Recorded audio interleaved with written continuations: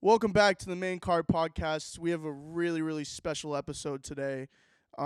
He got his fight announced about a couple weeks ago, and man, it caught me really by surprise, and I love it. I love the card and everything about it. But we have him here in the interview. It's the one, it's the only, most wanted. How you doing today, man? I'm doing good, man. I appreciate you having me on. Thank you very much. Yeah, man. Of course, of course. I just wanted to start out by saying, people tell me I glaze in the first part of my interview. Whoever I have on, so I have to glaze you a little bit. Congratulations on the opportunity, man. I mean, you caught everyone by surprise, and I know there's a lot of people here and there. Half are like with you, half are you want to see you get slept, but I really appreciate what you're doing, and it takes it makes all of us around you in the space really think, okay, anyone can do this. So hats off to you. You're representing a lot of people, and I love it. So just wanted to say congratulations on your opportunity. Nah, I appreciate it, man. For real. I mean, for me, that's a lot of what it's about for me. Because seeing someone from the same community as us, like you said, there's all of us small creators trying our hardest to just to elevate and get opportunities as we go. Obviously, me being put in a position by Mams and Misfits, to be able to represent the community on the big stage of Misfits, it's a blessing and a curse because I feel like I've got a lot of responsibility to show up and show a really really good example and put my best foot forward to represent the community in the best way. Yeah. So to kind of ask the question on top of that, do you feel like you have a lot of weight on your shoulders because like the whole small creator space is kind of looking at you as kind of their you stepped in to represent us, right? In kind of a way. Um, do you Yeah. kind of feel any pressure towards that, or is it just kind of tunnel vision towards the fight? Um, to be honest with you, this might sound really backwards, but I'm more so concerned about, like you said, the pressure of being able to show up in terms of promotion, showing my best foot forward in terms of like what I'm doing as a person, and my personality, and making sure it's being put forward in the right ways, um, to best represent not just the community, but also just myself as well. Because I feel like Yeah. I'm being put on such a big platform where however I stamp my personality and whatever thing I put forward right now is sort of going to be how I'm perceived in the next year going forward in 2024. So I Right. need to make sure I'm moving tactical with everything, maybe making sure everything's just being the best version of myself that I can be in promotion and obviously the fight as well. But Right. everyone knows I'm going to win, obviously. But Yeah. but yeah, When you win, yeah, of course. Um, exactly. so um, I want to just kind of backtrack to kind of the before you got the offer. I know you've told this story. I've heard the story, but I want people to know this story as well. Even my audio engineer sitting right next to me, I think it's a really cool story of when you got the phone call because the timing was really weird, right? Because you were in a conversation with about another fight. So can you like tell us that story? I know you told it 1,000 times, but could you tell that kind of one more time if people aren't familiar? Man, for sure, my Dory. I love telling the story anyway, to be Okay, honest good. with you. Okay, good. I figured you would. But yeah, there's obviously for people that aren't on Twitter, there's like a lot of people, like a lot of smaller promotions that's trying to like do stuff similar to Misfits, but they're just for smaller creators with like less following and stuff like that. And I was organizing a fight myself on one of those cards, and my opponent was just being really difficult to the point where I literally just said to him, "Listen, in negotiations for this fight, you can pick the weight, you can pick the rounds, you can pick whether or not wearing headgear, the size of the gloves, you can pick everything. I just want to fight." He was just being difficult, and then in the middle of the call, I said, "Yo, I'm getting a really important phone call. It's from Mams. Mams Taylor was calling me." And then the guy was like, "Oh, you're not taking it seriously. If you leave the call now, that means you're not taking this negotiation seriously. There's no point me trying to fight you if you're not taking it serious." And I said, "Listen, it's a 2 minute phone call. But listen, I don't need to be here to negotiate. You can pick everything." And then I left to get the call. And then that's when Mams was literally told me, "Listen, it's time. You're going to Misfits 12. Get to this weight. Um, you're gonna fight Joey Knight on Misfits 12 in Leeds, January 20th." And I was just like, "Brah, like you said, this the craziest timing, really weird timing." I'm not gonna lie. After I hung up the phone to Mams, I still joined back. And guess what? He wasn't even there. He left. He Oh, missed the train. So that's his business. oh, I can't imagine how gassed you were just to hear that and get that phone call, especially when you're trying to. I know ever since I've joined, you've always just tried to find a fight, right? Something to help you, get back into it, everything, right? Because I know you have a fighting background. You have a really, actually a high degree of MMA. I've heard, from other people, and it's really Who you hearing exciting. that from? Oh, I mean, I've heard it from. I mean, I've heard it from your mouth. Of course, when you got to talk your shit. I've heard. You always got to say, I got this, I got that. So, but even seeing your sparring footage today, which was a fucking surprise, dude. I was not expecting it to come that soon. But when I saw it, I was like, oh shit, okay, this is all. And I like set it up on my computer right before our interview, and I watched it, and I was like, damn man, he looks good in there. You definitely look very MMA. You're very MMA, which I like, which is not a problem because you're an influencer boxing. You don't got to worry about traditional boxing, but you look really good in there, man. That right hand is a little bit ridiculous. I mean, you like to throw it, and it's got some power behind it. So let me just go back. So you mentioned your opponent. How do you have you done any research on him or anything? Has it been kind of hard to find anything about him besides like I know he does that podcast with True Jordy. Have you seen any footage or anything like that? Yeah, no, it's not really been that hard to find things on him at all, to be honest with you. To be fair, he's got a lot of his fights on Facebook, on YouTube. Okay. Literally, just type his name, Joey Knight Boxing. His fights come up on Oh, okay, nice. Oh, YouTube anyway. I know I've done some research. Obviously, I know he's 8-0. To my knowledge, he's 8-0 because I know about eight of his fights. I don't know if he's maybe more experienced or maybe he's taken a loss. I'm not sure, but from what I know, he's 8-0. He's held two belts in two different classes on Cruiserweight Boxing League, and he's been boxing for over 15 years.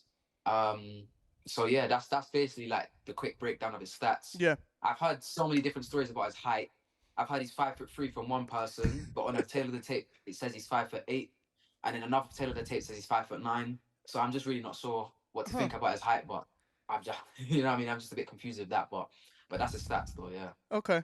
So also I saw or I heard honestly when you were doing some weight training, I heard the infamous Coach Saul behind you. So how is that experience going with Coach Saul? Because he's got these people like the likes of Saul Poppy, Fox G, and AJ Bunker. So what has it been like kind of training with him? I know you trained with him before, but what is it like being kind of in a camp with him? It's been really good, to be fair. I mean, a lot of people, they have their favorites when it comes to the coaches in the scene. Um, I've probably Coach Saul's the one I've got closest to for sure. Um, he's a very reasonable coach. If you do as he says, and you do like the instructions that he's saying, then everything will be blessed. But as long as you're making sure that you're doing everything to the T and you're actually following it, he's literally the most delightful, wonderful person ever. But listen, the moment you step out of line, the moment you start talking back, normal boxing coach has to put you in his place. He'll start giving you different kind of exercises. He'll start making you do like next long minute holds, isometric holds like this. It's tricky. It gets tricky. But listen, I'm the kind of guy. Even though I do have a big mouth, obviously boxing at the sport, it's a sport of discipline. At least that's how I see it. And as long as you're remaining disciplined when it comes to the boxing in the gym, and you have a lot of respect for your coach, you can't really go wrong. Yeah. So I want to ask a little bit more of a little bit more of a deep question, but how's your mental right now, especially getting the fight? It happened very quick, very out of nowhere, right? And then all of this happening, and then like, where is your mental at? Is it like, are you thinking about like when you daydream? Are you thinking about that fight? You know what I mean? Or like, how are you staying focused with everything that's going on behind the scenes and the hype that's around you? Um, how am I staying focused with everything that's going on around me? I would say, to be honest with you, most of what I do is this. Like, Hmm. it's talking to people about my fight, talking to people about different fights in the space. That's basically how I grinded my way into this opportunity, to be fair, in the first place. Just talking on Twitter spaces about misfits and kingpin and just the box stuff around the scene. Influencer boxing is what we're all here for. We're all interested in it. Um, so I'm pretty much staying focused by just doing what got me to the dance, I suppose. Just staying very tunnel visioned on this scene and making sure, as long as I'm doing everything that I know I need to do every day, which is running, training, making sure I'm trying to keep up my diet as best as I can. Yeah. Then other than that, I can't really go wrong. Yeah.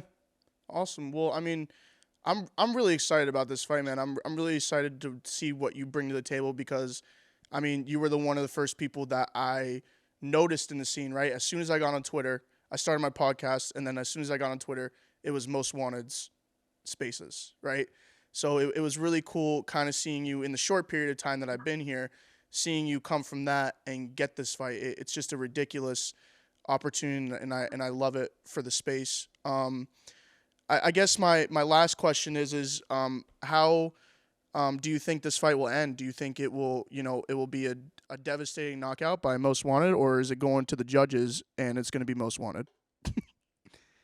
I reckon. Hmm. I reckon I can win. I can win both ways. I think. I genuinely think I can win both ways. I think I can win by decision. I think I can win by finish, TKO. I think I have the power to knock him out. I do. But here's the thing: at the end of the day, this is a sport of boxing, and I'm sure he thinks he can beat me on points. Sure, he thinks he can TKO me, and I'm sure he thinks he can KO me. And him coming into this fight with all the pedigree he has, my background, I've been boxing for just under a year, probably like 10 months on and off. Um, and this is my boxing debut. So he's probably thinking, walking into this fight, thinks it's be an easy touch and be, this is just a fight to put him on the platform to get him started. But listen, everyone thinks they know stuff because they know the numbers, but I know something they don't know, and I'm gonna keep that to myself until Saturday night. Awesome, man. Well, I want to get. I know I said last question, but I want to get just one last statement from you. Just how you think this night is going to go, and even a message to your opponent, if I could. Um, Me personally, my actual prediction for the fight is probably gonna be a third round TKO, Okay. obviously by me. um, And my final message to my opponent, to be honest with you, I got asked this before, and I pretty much tell you the same thing. Like, it's nothing personal between me and Joey at all. I'm sure he's a really cool guy. I see him talk about influencer boxing. I talk about influencer boxing. Maybe I can jump on his podcast, talk about influencer boxing together. Yeah. Um, it's definitely nothing personal. Obviously, I'm the first fight that he's having on the platform, and he's the first fight that I'm having on the platform. Um, and at the end of the day, I want to walk through him. He wants to walk through me and get past it. And we're all just trying to progress on to bigger and better things for both of our careers. So it's all respected to me and him, for at least from my side. I haven't really spoken to him at all. Obviously, I think I'm going to win, and hopefully we have a great performance to put on for the fans in a big way. Awesome, man. Well, thank you so much for hopping on and talking to me. You know, me and you have a lot of things that we got to do. We got to do a podcast in person, everything like that. But I just wanted to grab you real quick and kind of get your 2 cents about the fight and everything. But yeah, thank you so much. I'm really excited to see you fight. I'm definitely going to be watching, no matter what time it is, no matter the price of the zone. Don't. I think it's going to shock a lot of people, and I think this debut will be something that starts your career. So congratulations and thank you so much for hopping on. I can't wait. Thank you very much, man. Thanks for having me on. Yeah, of course. Hey guys, it's the main card. I just wanted to take a little moment to wish you guys a happy holidays, whatever holiday you are celebrating. I hope you're spending it with some family and close friends. It's been a good one for me. But yeah, I wanted to take this time to just kind of thank you guys for this. We joined up here in April or March, and it's been nothing but a great journey so far. I'm really, really looking forward to what's happening in 2024. We got a lot of big plans, and I just want to thank you guys for watching and subscribing. We're still little, but in 2024, we're going to make a huge bang. So I just wanted to let you guys know. Hope you had a Merry Christmas, Happy Hanukkah. Thank you so much, and I'll see you in the next video.